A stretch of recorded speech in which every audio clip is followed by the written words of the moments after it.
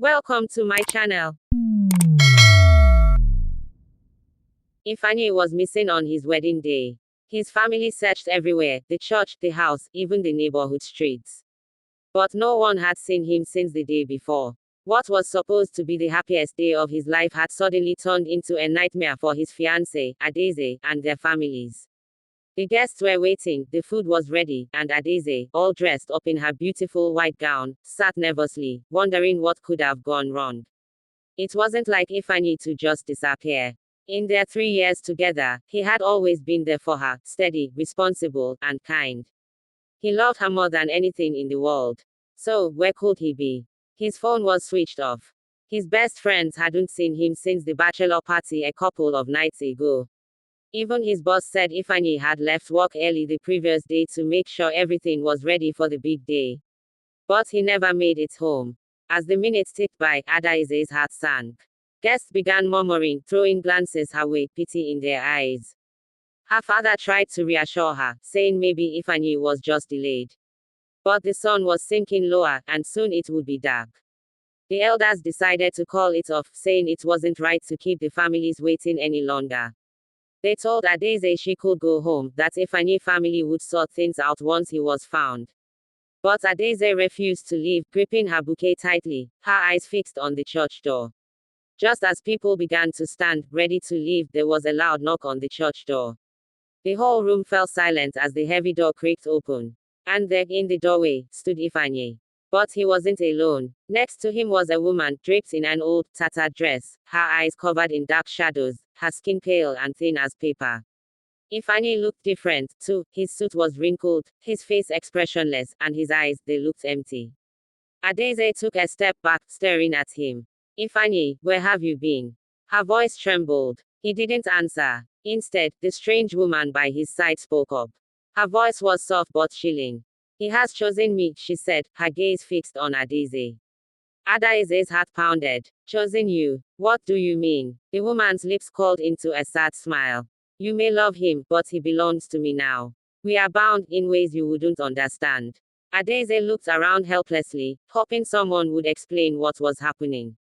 But the room was silent, everyone frozen in shock. She turned back to Ifeanyi, stepping forward, trying to reach him. Ifeanyi, it's me. It's Adaeze. But as she took another step, Ifeanyi moved back, as if afraid to touch her. His voice was barely a whisper. I'm sorry, Adaeze. I didn't mean for this to happen. Adaeze felt tears prick her eyes. Didn't mean for what? What did you do? The woman interjected. He made a promise, she said softly. Long ago. A promise to be mine. Adaeze shook her head, her voice rising in frustration. What are you talking about? I don't understand. One of the older women in the back gasped, clutching her chest. The river bride, she whispered, crossing herself. The room went deathly quiet. Adaeze felt her legs go weak as the woman's words echoed in her mind. She had heard the stories, tales from long ago about women from the river, spirits who claimed men who dared disturb their peace. No, Adaeze whispered, looking at Ifeanyi with horror. That's just a legend. The woman by Ifeanyi sighed, smiled, tilting her head. Sometimes, legends are real. It was then that Ifeanyi finally spoke, his voice cracking. When I was young, I swore to protect her, to be with her. I was just a boy, and I didn't know what it meant. But she never forgot. Adaeze shook her head, struggling to make sense of what he was saying. You were a child. You didn't know what you were promising. The woman's grip on Ifeanyi tightened. He made his choice, and a promise is a promise. Now, he's mine. Forever. Adaeze's heart shattered as she watched Ifeanyi, face turned toward the woman. It was as if he was under some spell, drawn to her, unable to break free. She could see him fighting it, struggling to stay with her, but his body leaned toward the woman as if an invisible chain bound them together. Tears streamed down Adaeze's face as she whispered, Please, Ifeanyi, don't do this. Ifeanyi looked at her, his eyes filled with pain. I don't want this, Adaeze. But I have no choice. She came to claim me, and I can't fight her. The woman took his hand, pulling him toward the door. As they turned to leave, Adaeze fell to her knees, sobbing, reaching out for him. Ifeanyi, please, don't leave me. He looked back one last time, his eyes full of sorrow and regret. I'm sorry, Adaeze. I love you, but I can't break free.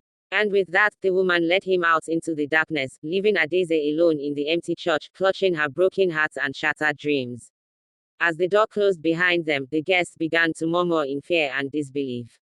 No one could explain what had just happened, and no one dared to follow them. The tale of Ifeanyi and his river bride became a story of whispered warnings, reminding everyone that some promises, no matter how old or forgotten, are never truly broken.